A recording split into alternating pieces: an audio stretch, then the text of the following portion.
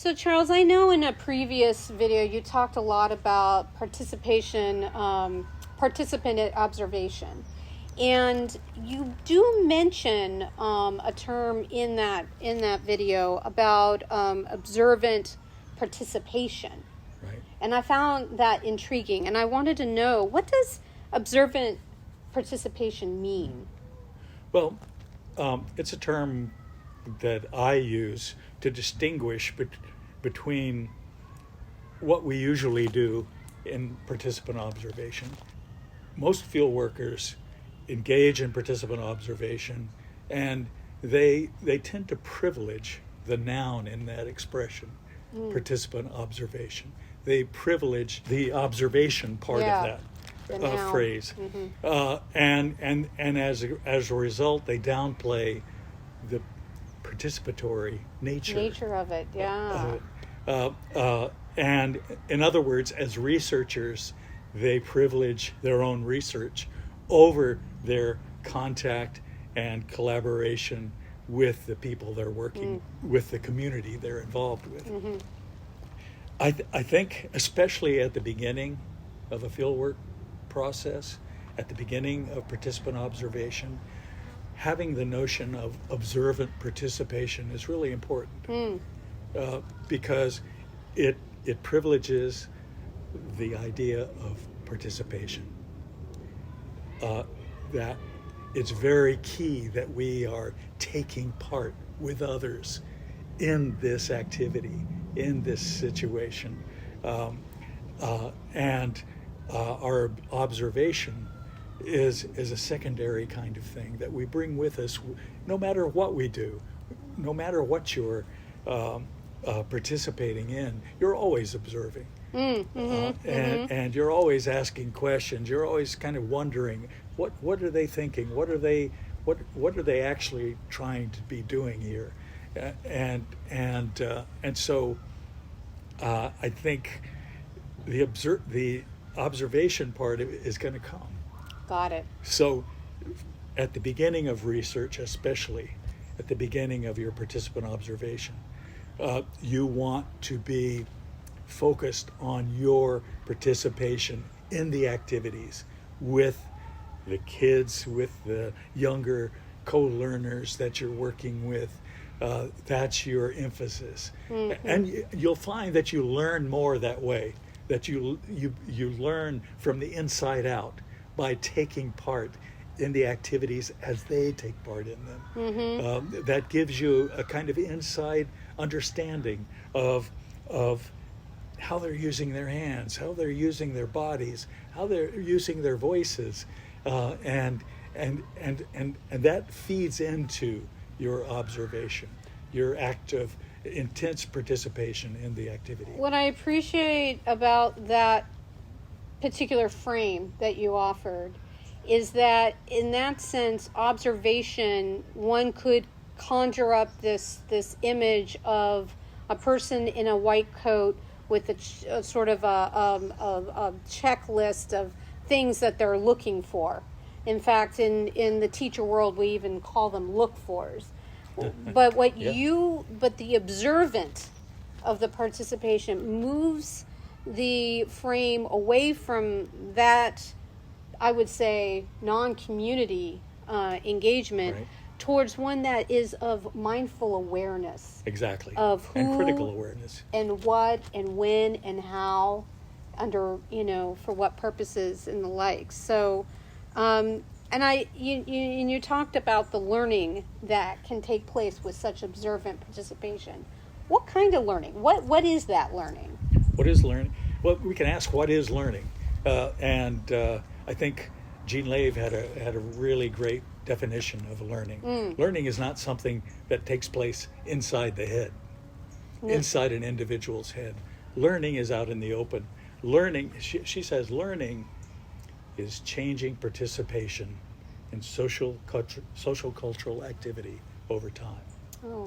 Changing participation in sociocultural activity. That's observable.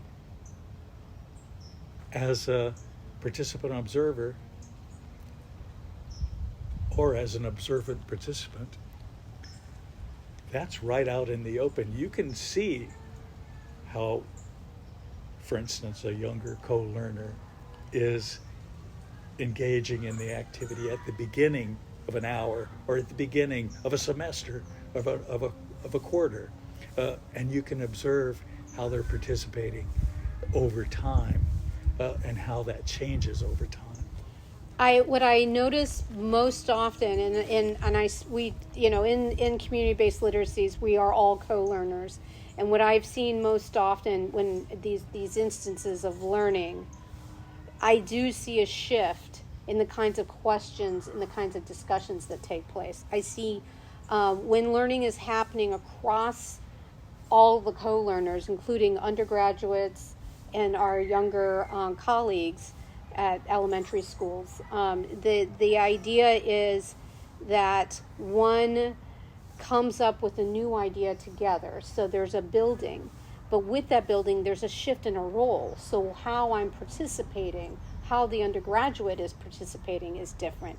I notice more questions being asked because they see this knowledgeable other who is younger than them. Exactly. But brings all this wealth of knowledge. And then I see this knowledgeable younger co-learner sharing more. And so I see that change in participation. That's very interesting. And it's easier in those kinds of situations for the younger co-learner to kind of take charge and say, this is how you do this. Yes. And as a newcomer to the program, an undergraduate may find that, this activity, I'm not sure exactly how to do this. And sometimes you can feel vulnerable in that situation. It's like, how can I teach these kids when I don't really understand exactly what's going on in this activity? That's when observant participation really comes into play, because if you're just working with a younger co-learner in an activity and you don't know exactly what you're doing, those younger co-learners will say, no, this is how you do this. Yeah, they'll tell you the rules. They'll tell you exactly what the rules are. Yes. How you go about performing the activity. And there's no better way of learning what's going on all around you than just participating in that capacity. That sounds fantastic. So what is that participation look like? Like, what is that participation? We got the learning, but what does that look like for perhaps an undergraduate who's coming into a space, in addition to being observant? Well, it means that you're allowing your sense of vulnerability to be out in the open, as children often are, as younger Yes. learners often are in the position of being very vulnerable.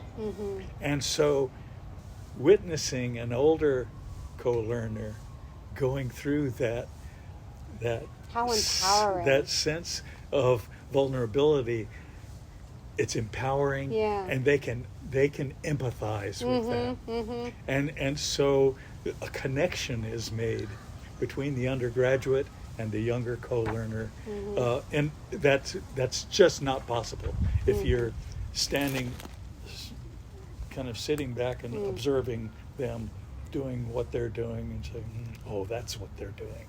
Sometimes I can see with some undergraduate co-learners, it can feel a little bit like just sort of diving into this vast ocean, and it can feel a little intimidating. And so there is the white coat and the check sheet feels safe. There's a safety there. Exactly. But what I'm hearing is the risk is so worth it, because when you try and you are yourself, your authentic self, that's where community grows. That's where. Is that right? That's how community emerges, when people are working together on the same project. It doesn't happen when one person is doing all the work and the other one is watching and approving or disapproving or whatever. It happens when both are engaged, totally engaged, totally committed to each other in a joint activity, and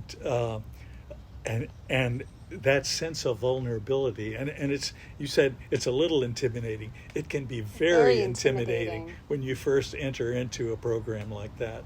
I remember taking part in a program for street children in Sao Paulo, a program called Progetto Clicar, and I felt totally blown away because these kids, they knew what they were doing, and they were speaking Portuguese, and I knew some Portuguese, but I wasn't totally fluent in Portuguese, and I didn't know exactly what they were doing. I was totally intimidated, but from their point of view, they thought that was the most hilarious thing that they had ever seen. Here comes this old guy with graying hair, and he doesn't know what's going on, and they know what's going on, and they can tell me what they're doing. It was so empowering for them, and it was empowering for me. It just was a matter of allowing myself to enter into their world and see it from their angle, and then let them exert the power, and that gives you power.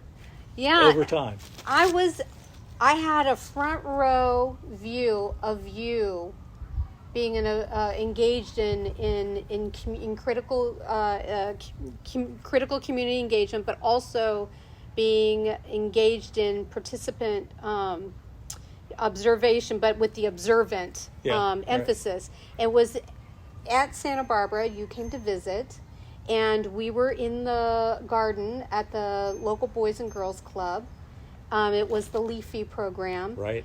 And I had shared, I share all my tools. I do a lot of DIY work, and I shared them with one of my few of my young co-learners in that space. And one of those co-learners, Jenny, taught you how to use the drill and engage in. They were transforming this space. Exactly. And you were there, and you were completely learning from this young co-learner a skill that she just recently learned. And I just thought... And she had it, and I didn't. Yes. And I knew I didn't. And so it was like, okay, now what do I do? Right. And she had to guide me along the way. And that was very powerful for her. And it's those moment-to-moment sort of transformations that make community again and again and again. Yeah. So that's lovely. Yeah.